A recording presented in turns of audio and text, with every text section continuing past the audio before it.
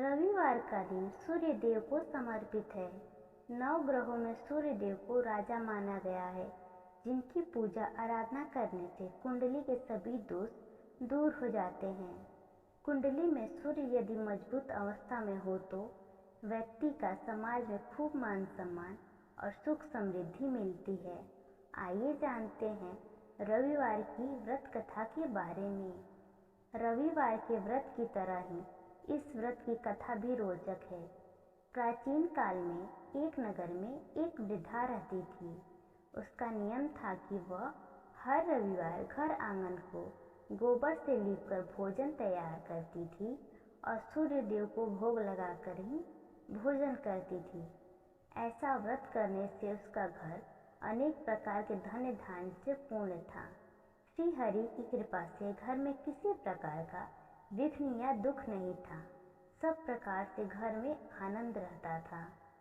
इस तरह कुछ दिन बीत जाने पर उसकी एक पड़ोसन, जिसकी गाय का गोबर वह वृद्धा लाया करती थी, वह विचार करने लगी कि यह वृद्धा हमेशा मेरी गाय का गोबर ले जाती है, इसीलिए अपनी गाय को घर के भीतर बांधने लग गई। वृद्धा को गोबर न मिलने से रविवार के दिन अपने घर को न लीप सकी, इसलिए उसने न तो भोजन बनाया, न भगवान को भोग लगाया तथा स्वयं भी उसने भोजन नहीं किया।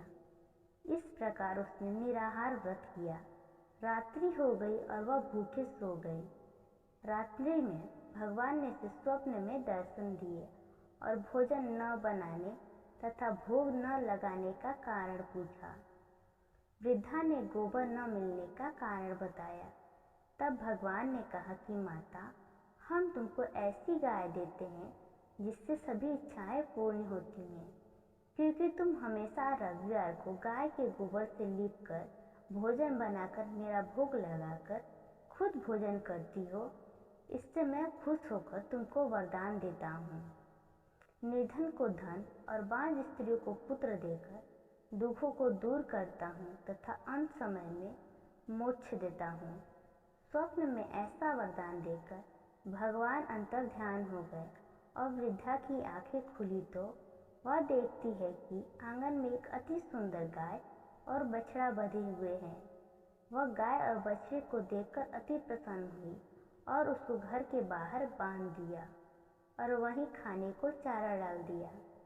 जब उसकी पड़ोसन ने वृद्धा के घर के बाहर एक अति सुंदर गाय और बछड़े को देखा तो द्वेष के कारण उसका हृदय जल उठा और उसने देखा कि गाय ने सोने का गोबर किया है, तो वह उस गाय का गोबर ले गई और अपनी गाय का गोबर उसकी जगह रख गई। वह रोज ऐसा ही करती रही और सीधी सादी वृद्धा को इसकी खबर नहीं होने दी।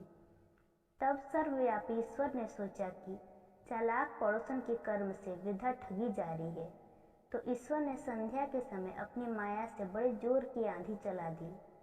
वृद्धा ने आंधी के भय से अपनी गाय।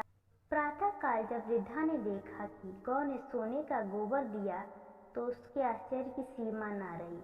वह प्रतिदिन गाय को घर के भीतर ही बांधने लगी। उधर पड़ोसन ने देखा कि बुढ़िया गाय को घर के भीतर बांधने लगी है और उसके सोने का गोबर उठाने का दाव नहीं चल रहा, तो वह ईर्ष्या और डाह से जल उठी और कुछ उपाय न देखकर पड़ोसन ने उस देश के राजा की सभा में जाकर कहा, महाराज, मेरे पड़ोस में एक वृद्धा के पास ऐसी गाय है जो आप जैसे राजाओं के ही योग्य है।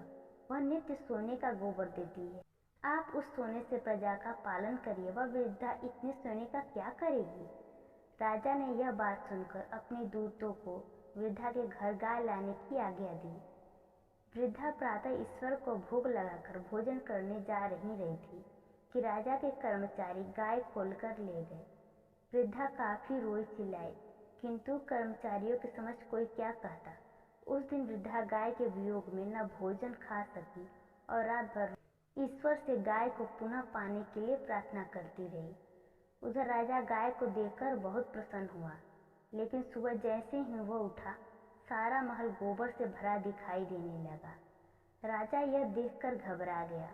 भगवान ने रात्रि में राजा को स्वप्न में कहा कि हे राजा, गाय वृद्धा को लौटाने में ही तेरा भला है उसके रविवार के व्रत से प्रसन्न होकर मैंने उसे गाय दी थी। प्रातः होते ही राजा ने वृद्धा को बुलाकर बहुत से धन के साथ सम्मान सहित गाय और बछड़ा लौटा दिया।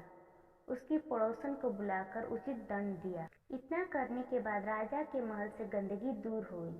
उसी दिन से राजा ने नगरवासियों को आदेश दिया कि राज्य की तथा अपनी समस्त मनोकामनाओं की पूर्ति के लिए रविवार का व्रत रखा करो। व्रत करने से नगर के लोग सुखी जीवन व्यतीत करने लगे। कोई भी बीमारी, प्रकृति का प्रकोप उस नगर पर नहीं होता था। सारी प्रजा सुख से रहने लगी। रविवार का व्रत कम से कम 12 रविवार अवश्य रखना चाहिए। हालांकि यदि संभव हो तो पूरे साल रखना चाहिए। सूर्य को जल देने के बाद भगवान सूर्य के बीज मंत्र ही कम से कम 5 माला का जाप करें। इसके बाद रविवार की व्रत की कथा पढ़ें। व्रत के दिन सुबह स्नान ध्यान करके लाल रंग के कपड़े पहने और उगते हुए सूरज को अर्घ दें। इस दिन केवल गेहूं की रोटी या गेहूं का दलिया और गुड़ का सेवन करें। ऐसा करते हुए जब आपके व्रत का संकल्प पूरा हो जाए तो कम से कम 2 ब्राह्मणों को आदर के साथ भोजन कराएं एवं अपने सामर्थ्य के अनुसार दान और दक्षिणा दें।